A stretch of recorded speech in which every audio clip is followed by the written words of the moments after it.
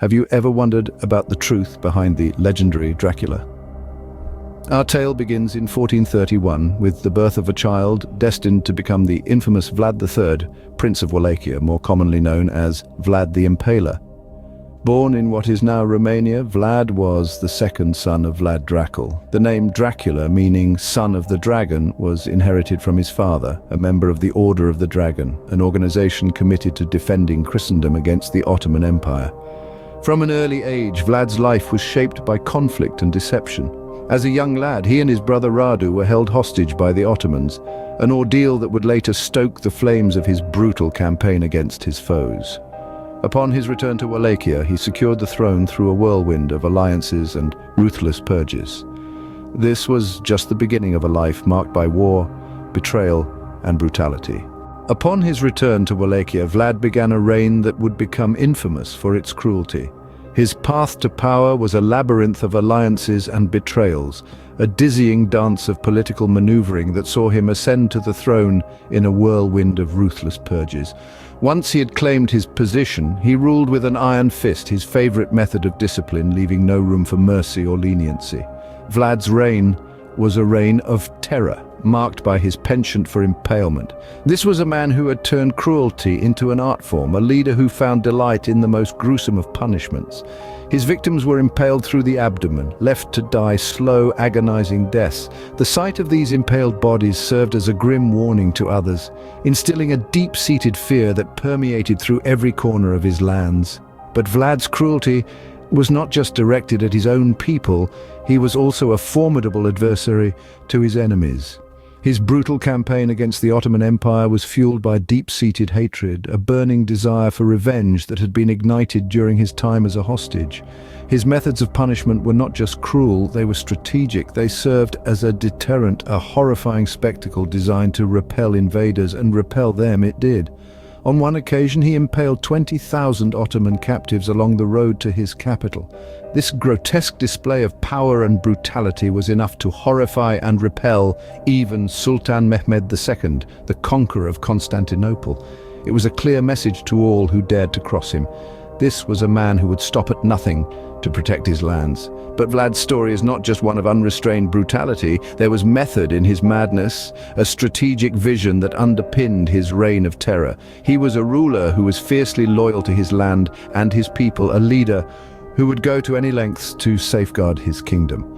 His cruelty, as horrifying as it was born out of a determination to protect his people and his throne.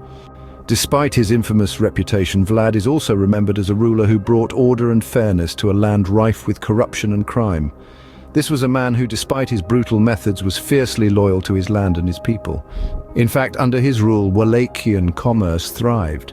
Vlad implemented strict policies on honesty and trade, which fostered a sense of order and prosperity. He was a ruler who believed in justice, even if his methods were harsh and controversial. For Vlad, corruption and theft were intolerable crimes, punishable by death. And while his rule was marked by fear and brutality, it also brought about a certain sense of fairness. His subjects knew clearly where they stood. If they were honest and hard-working, they were rewarded. If they were corrupt, they faced severe consequences. His controversial legacy as a just, albeit harsh leader remains a potent part of his story. Even today, Vlad the Impaler stands as a stark reminder of the complexities of leadership and the fine line between justice and cruelty. The story of Vlad takes a Gothic turn with Bram Stoker's 1897 novel Dracula.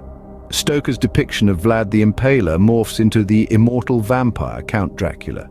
This transformation was not a random choice, but a careful construction inspired by Stoker's fascination with Eastern European folklore and history. It was Vlad Dracul's notorious reputation and his name, meaning son of the dragon, that provided the perfect dark shade for Stoker's antagonist. Stoker's Count Dracula was not a mere caricature of Vlad's bloody reign.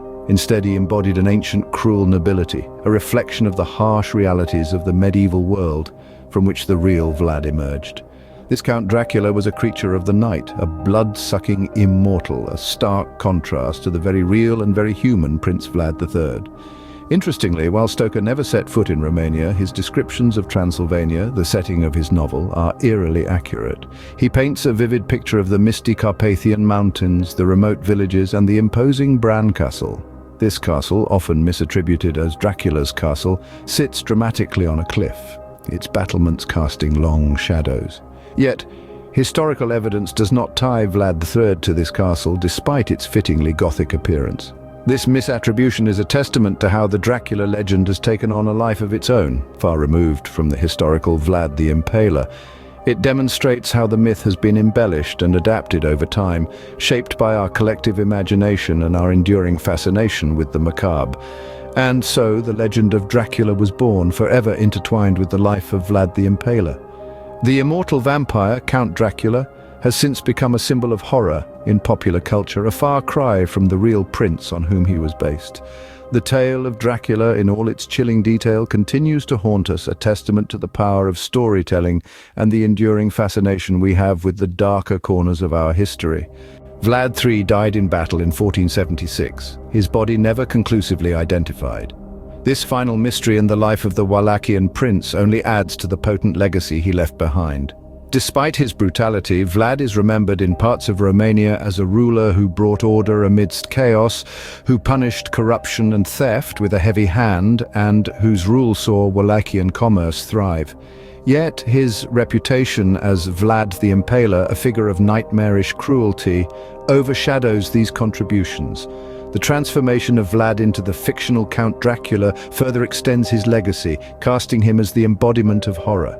Bram Stoker's Dracula is a timeless character, reflecting the fears and values of countless generations. The tale of Dracula, rooted in the life and death of Vlad III, showcases the fascinating evolution of legends. This tale of Dracula and the historical figure behind it continues to capture our imaginations, reminding us of the power of legends and their ability to reflect our deepest fears and values.